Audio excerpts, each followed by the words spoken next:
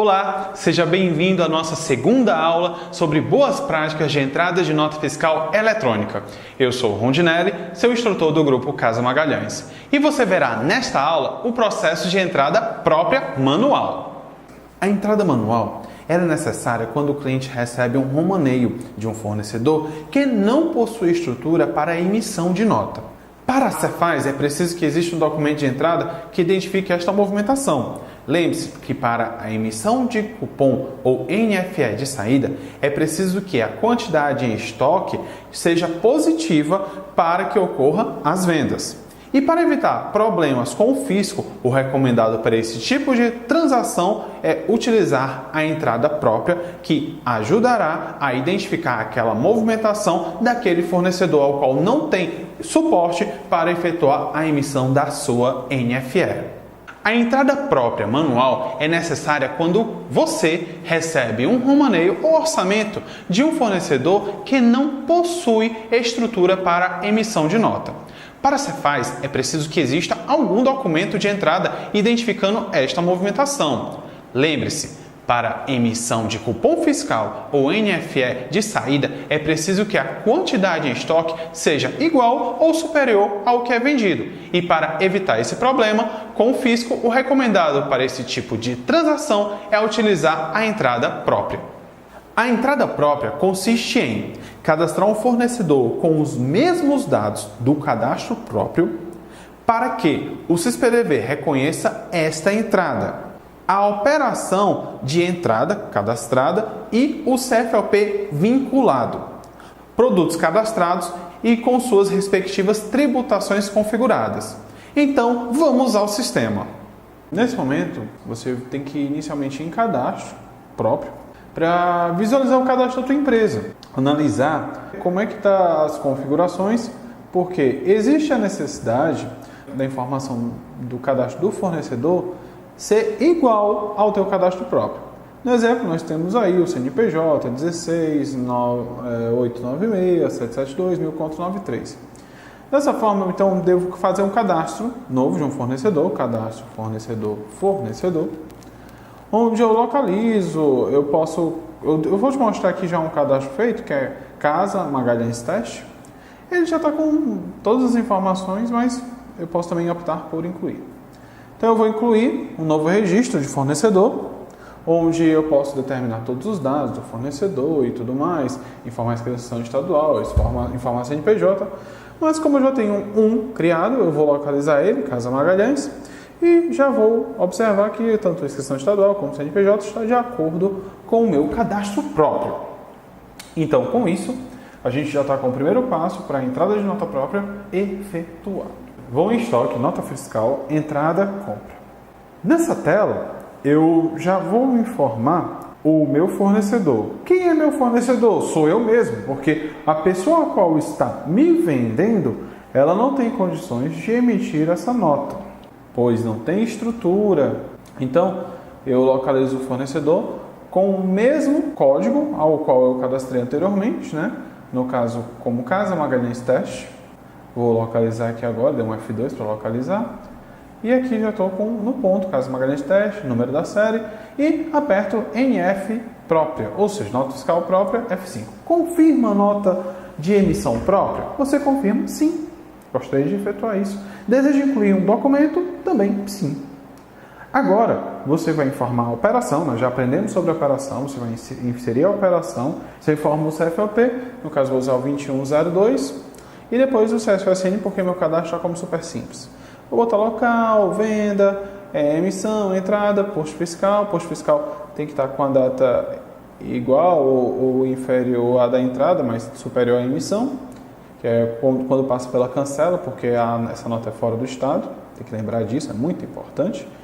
E a gente informa valores de frete, valor da base de cálculo, valor total de ICMS, total dos produtos, total da nota, para que a gente já saiba como o fornecedor me entregou o romaneio, eu já sei todos os totalizadores dele, né? Então pronto, eu informei total da nota e agora eu vou para o produto, vou na opção itens, localizo o produto ao qual eu vou efetuar essa entrada. Pronto, ó. lancei o produto, dei Enter, ele puxou o CFOP. A gente tem a unidade, né, quantidade de embalagens. É muito importante observar que esses itens de embalagem é quantos itens estão contidos na minha embalagem. Se eu tiver, por exemplo, um fardo de Coca-Cola com 12, eu informo 12 aí e a quantidade de embalagem será a quantidade de fardos que eu tenho. No caso aí é quilo, né? Quilo é 1, a quantidade é 1. Mas nesse exemplo aí eu realmente vou mudar para 1 itens de embalagem e vou informar a quantidade de embalagem, depois o valor da embalagem. E aí sim, ó, você observa que o frete eu posso trabalhar com percentual ou valor. E mais à frente, ó, temos o ponto mais importante que é a tributação. Eu botei tributação T17, né? Mas a alíquota que ele está puxando é 12. Por que é 12? Porque é fora do estado, né? Tudo bem, eu estou no T17 de novo. Aí T17 informa a alíquota de 12%. Mesmo sendo T17, que o importante é a tabela B e a alíquota, né? E agora, quando eu gravo, ele informa o conhecimento de frete? Sim, gostaria de informar o conhecimento de frete. Aqui a gente informa a transportadora, que é a Casa Magalhães, ou qualquer outra transportadora cadastrada. Podemos informar o número, né, do conhecimento de frete. E após isso, damos um Enter. Aí, conhecimento de frete não cadastrado. Deseja cadastrar? Sim, gostaria. Com isso, nós vamos para a tela do conhecimento de frete, onde informamos série, tipo, CFOFOB, modalidade, CFOP, e informar a data de emissão, data de entrada e posto fiscal, porque é fora do estado. Então a gente bota o posto fiscal também e depois o valor do nosso frete.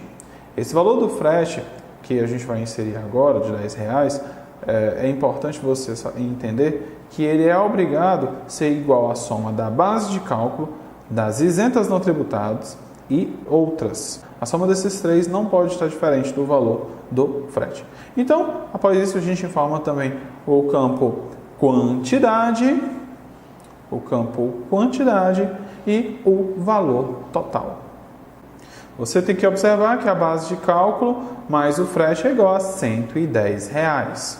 Então, boto R$110, o valor total, né, da base e da total da nota fiscal para ratear o frete. Gravar o conhecimento de frete? Sim. Gerar financeiro? Sim.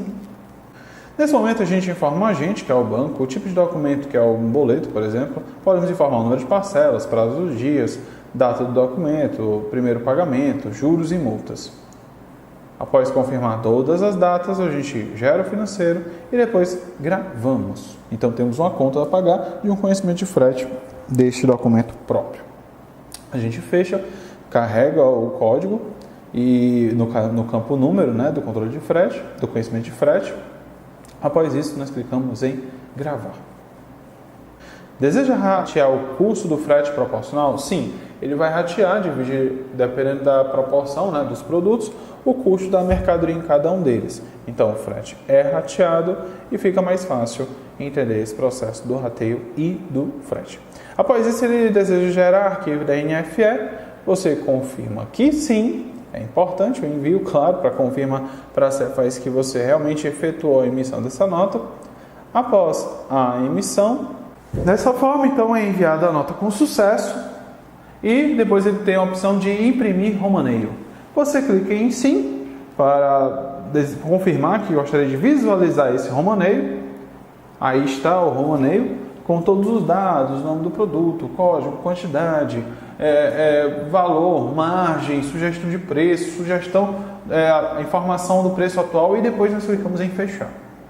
Deseja efetuar a alteração do preço dos produtos? Esse é o momento mais importante, onde nós vamos atualizar. Observa que o custo anterior é R$1,09, o custo atual é R$1,09, o preço é R$1,90, não tem oferta, tem margem praticada, tem o valor do markup que é 35, temos o campo de sugestão que é R$1,68. Essa sugestão, é interessante nós observarmos que o valor de R$1,68 é baseado no custo de R$1,09 e baseado também no campo do markup. Esse markup ele sofre alteração a partir de um parâmetro. Nesse momento a gente está trabalhando com a ideia de margem contribuição, certo? Observa que esse preço de R$1,90 atual, né, ele é baseado, ele gera o valor da margem praticada de R$ 74,31. Então, a gente tem a informação da sugestão agora, vamos sair, vamos fazer com que o sistema mude essa sugestão para você entender a diferença entre markup e margem de contribuição. Vamos ao parâmetro 179, damos Enter, alteramos e após isso nós escolhemos a opção margem de contribuição ou markup. Markup você tem que lembrar que é o registro mais fácil de calcular, onde o cliente calcula o custo e bota um percentual em cima. Margem de contribuição ele não só calcula como ele calcula os impostos, outros custos e, claro, separa totalmente a sua margem, ou seja, o valor ao qual você gostaria de ganhar em cima dessa mercadoria. Mas vamos utilizar a opção de markup, vamos gravar, sair e após isso nós vamos observar mais uma vez a tela do grid em Sistema, Alteração de Preço, Grid. Vamos localizar o nosso produto. Então listamos, temos aqui o nosso coco seco, né, como referência, e você vê que o preço de sugestão de R$ 1,68 passou para R$ 1,47.